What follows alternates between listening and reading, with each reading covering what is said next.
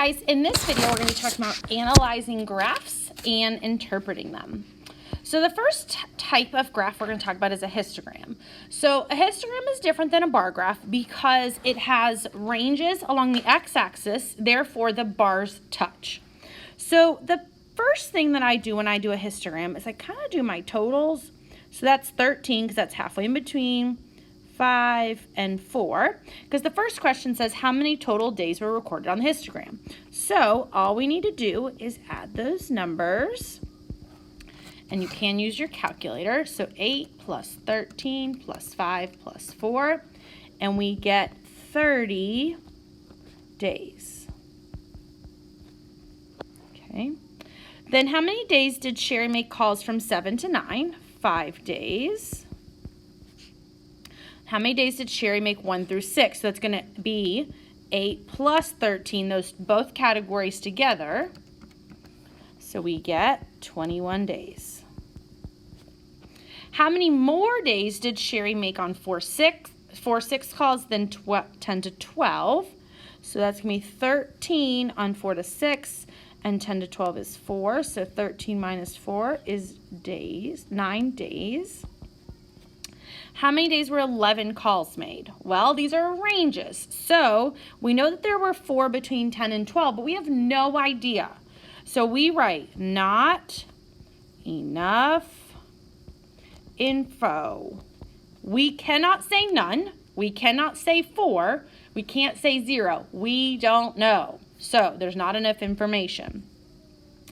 So for this one, I'm going to go ahead and put my totals. Again, it just helps me keep it straight. 45 and 15. How many were spent between 30 and 39? Were 15 people. How many more people spent less than $20 than at least $20? So less than 20 is those two categories together. So that's going to be 80 plus 60. So that's 140. Compared to 45 plus 15 gets me 60. So we're going to do 140 minus 60 gets 80 more people. How many people spent in all? 80 plus 60 plus 45 plus 15. 80 plus 60 plus 45, 80 plus 60 plus 45 plus 15 gets me 200 total people. And again, the bars touch. Okay, dot plot. We've looked at these already when we did mean, median, mode, and range. We should be good with this. But we're going to do a little bit with fractions and percents. So what fraction students read 0 books? Well, let's first do our total. 2, 3, 4, 5, 6, 7, 8, 9, 10, 11, 12, 13, 14, 15, 16, 17, 18, 19, 20. So out of the 20, how many read 0 is 4. Simplify our fraction, divide both by 4. We get 1/5.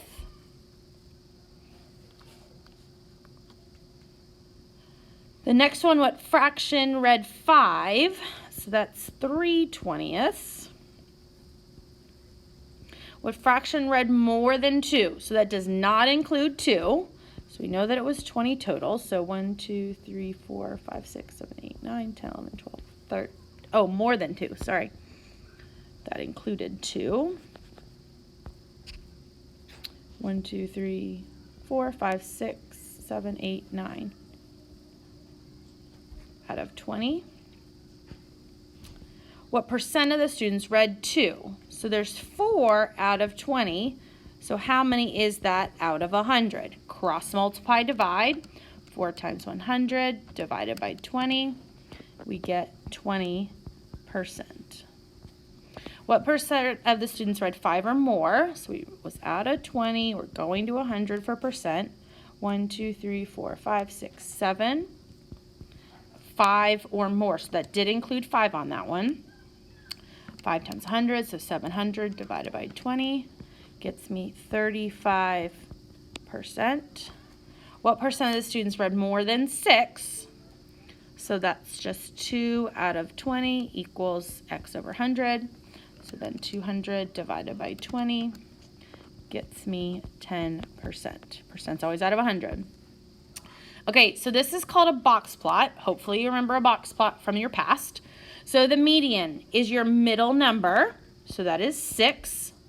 The lower extreme is the lowest number, which is 2.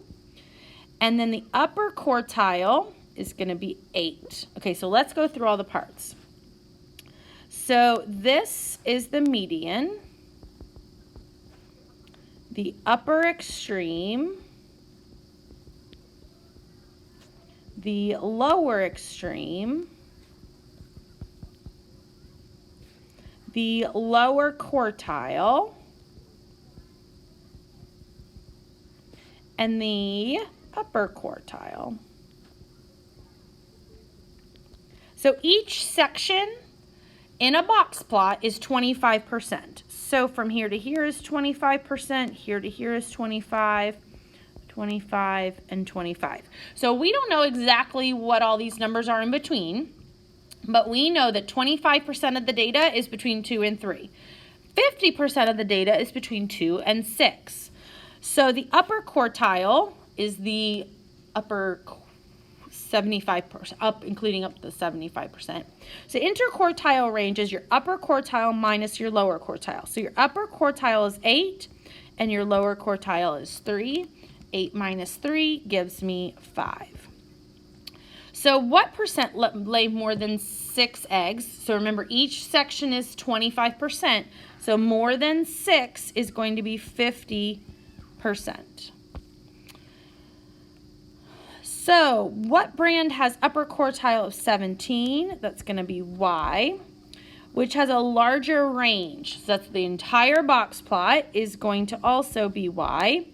What percent of the brand is for X, between 12 and 16? So remember, that's 3 sections, 1, 2, 3. So that's going to be 75% of your data. True or false? The majority of brand Y has a battery life between 10 and 15 would be false.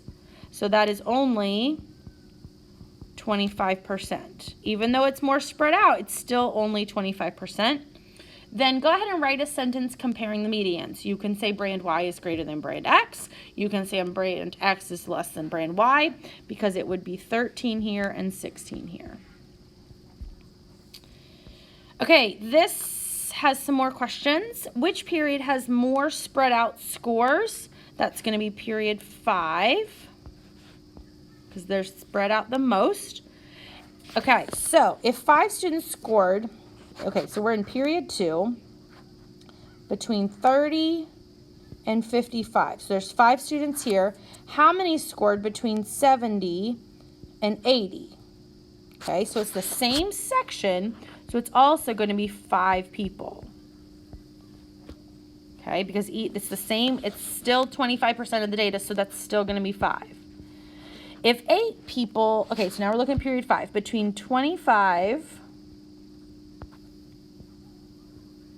and 45 is 8 people. How many total people are going to be in each class? Well, there's going to be 8 in each section then.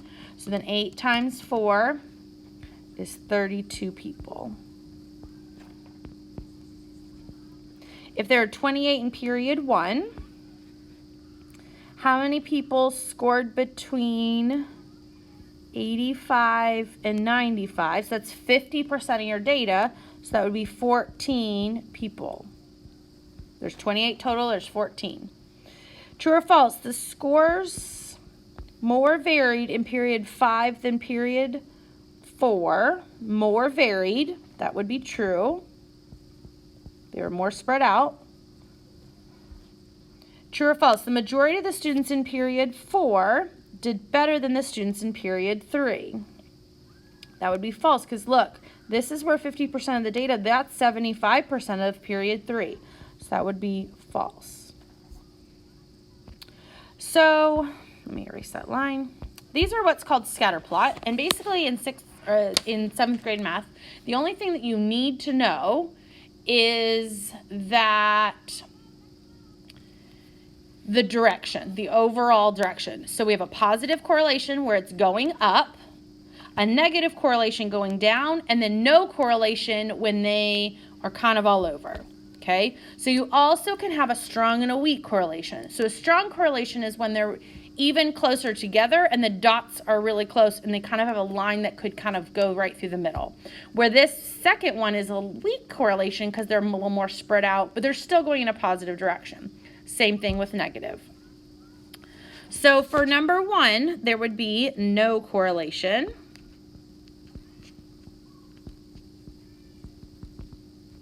Number 2 would be a weak negative. And number 3 would be a strong positive.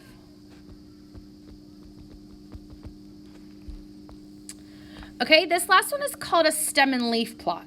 Okay, so basically the stem is the tens place and the leaf is the ones place. So for example, your data set is 9, 9, 9. 10, 11, 11, 11, 11, 11, 12, 12, 13, 13, 14. So see how it's like 1, 0, 10 years. So let's do the mode. So I'm going to cross, they're already in order, so you can cross them off right here. So 1, 2, 3, 4, 5, 6. So the mode is 11. Oh, I lied. The median is 11. The mode, what number occurs the most, is also 11. Look, there's a 1, 2, 3, 4 11s. The range is the highest minus the lowest. So 14 minus 9 gives me 5. And then the mean. So here we go. 9 plus 9 plus 9 plus 10. 1, 2, 3, 4 11. So that's 44 plus 22 plus 22 plus, it's not 22 though. Starting over. If you want to write them out, 9, 9, 9, 10, 11, 11, 11, 11, 12, 12, 13, 13, 14. 9 times 3 plus 11 plus 44 plus 24 plus 26 plus 14. Adds up to 146 divided by 2, 3, 4, 5, 6, 7, 8, 9, 10, 11, 12, 13. Gets me a mean 11.2. And that's types of graphs.